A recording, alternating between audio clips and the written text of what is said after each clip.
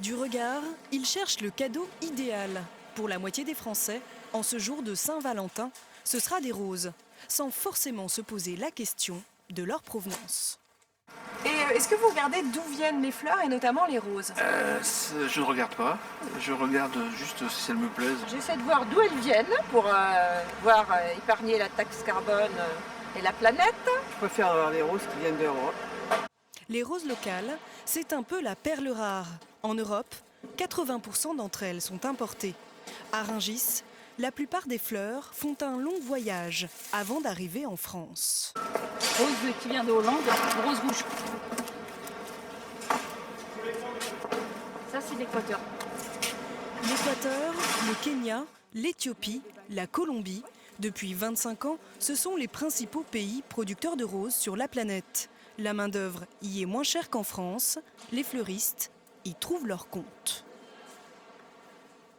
Ce sont des énormes serres sur lesquelles les prix sont, je ne veux pas dire cassés, mais la production est nettement plus importante. Donc forcément, les prix sont plus intéressants. Autre différence avec la France, les pesticides. En Afrique et en Amérique latine, la réglementation n'est pas la même qu'en Europe.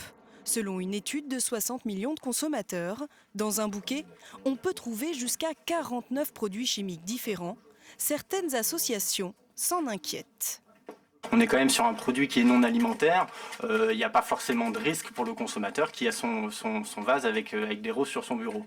En revanche, les conséquences, elles sont pour ceux qui manipulent la rose et notamment ceux qui la produisent. Si la rose peut être équitable, elle est en revanche difficilement biologique. En cause, la fragilité de la fleur.